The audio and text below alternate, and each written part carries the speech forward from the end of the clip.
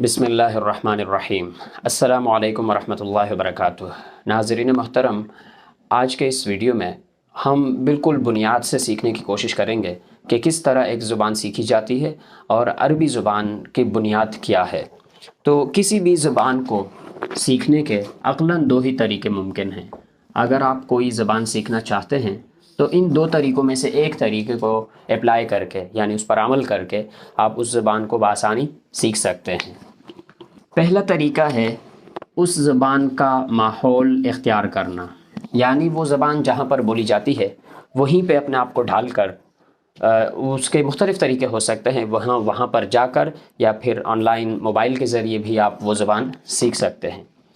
دوسرا طریقہ یہ ہے کہ اس زبان کے جو قواعد اور ضوابط اس زبان کے ماہرین یا دوسری زبان کے ماہرین نے مرتب کیے ہیں، مدون کیے ہیں، بنائے ہیں، انہی قوانین کو سیکھ کر ان کی روشنی میں اور ان کا استعمال کرتے ہوئے آپ وہ زبان سیکھ سکتے ہیں۔ انہی قواعد کو انگریزی زبان کے اندر گرامر کہا جاتا ہے،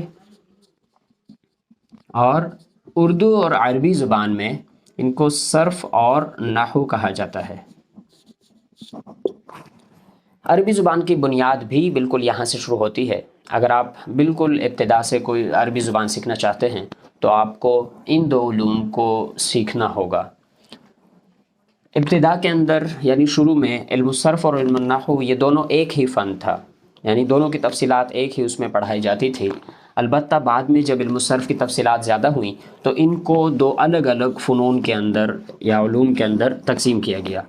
تو پہلے کو علم الصرف کہا جاتا ہے اور دوسرے کو علم النحو کہا جاتا ہے، اور اب یہ مستقل دو الگ الگ فنون ہے اور دونوں کو الگ الگ پڑھایا جاتا ہے۔ علم الصرف کو انگریزی کے اندر مارفولوجی کہا جاتا ہے،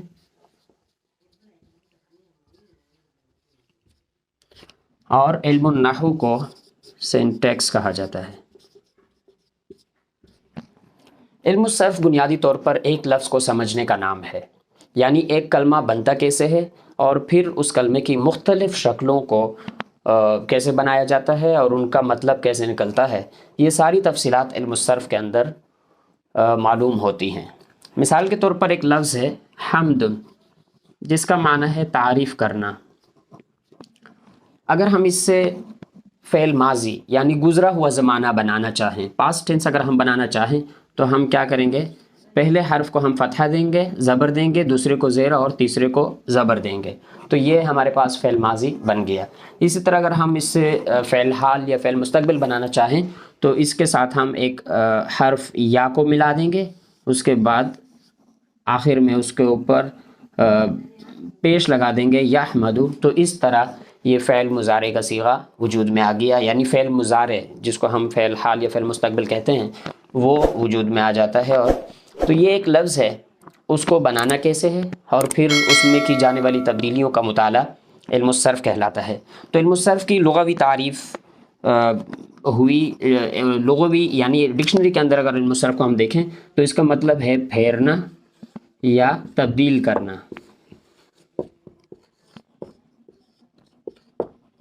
یہ اس کی ڈکشنری کے اندر تعریف ہے لغتاً، اور اصطلاحی تعریف یعنی اس علم کے ماہرین نے یہ کس چیز کا نام رکھا ہے، تو اصطلاحی تعریف یہ ہے کہ کلمات کی بناوٹ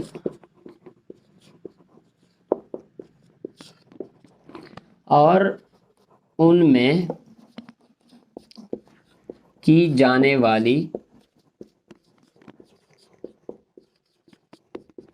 تبدیلیوں کے مطالعے کا نام علم الصرف ہے۔ علم النحو کسے کہا جاتا ہے؟ علم النحو مختلف اجزائے کلام کو جوڑ کر ان سے جملے بنانا اور ان اجزاء کو پہچاننے کا نام ہے۔ مختلف اجزائے کلام کو، مثال کے طور پر ہمارے پاس ایک جملہ ہے زید گھر میں داخل ہوا۔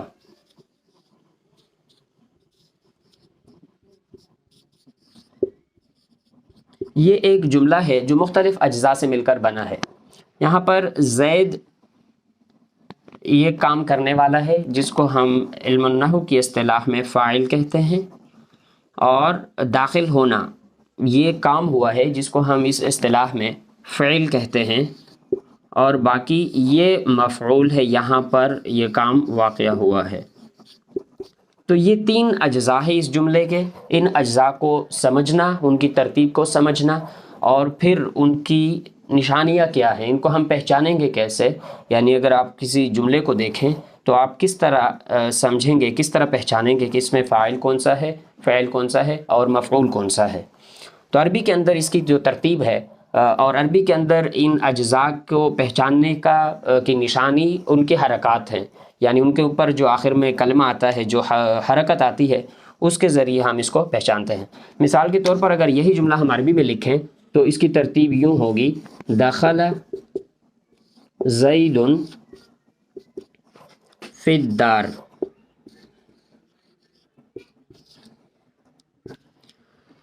تو یہاں پر یہ فعل ہے، داخل ہونا، فعل کو ہم عربی میں پہلے لے کر آتے ہیں، اس کے بعد یہ فاعل ہوا، کام کرنے والا، اور یہ ظرف ہوا، یعنی اس کو ہم مفعول کہتے ہیں۔ اب اس کی علامت کیا ہے؟ فاعل کی علامت یہ ہے کہ اس کے اوپر پیش آئے گا، جس کو ہم علم النحو کی زبان میں رفع کہتے ہیں۔ تو فاعل مرفوع ہوتا ہے، یہ اس کی نشانی ہے، اور فعل کے بعد یہ واقع ہوتا ہے۔ اسی طرح فعل ماضی کی علامت یہ ہے کہ وہ اس کے اوپر فتح آئے گا، یعنی مبنی پر فتح ہوتا ہے فعل ماضی، تو اس وجہ سے یہاں پر فتح آ گیا۔ اور فی الدار، یہ چونکہ انڈائریکٹ مفعول واقع ہو رہا ہے تو اس وجہ سے اس کے اوپر زیر آ رہا ہے۔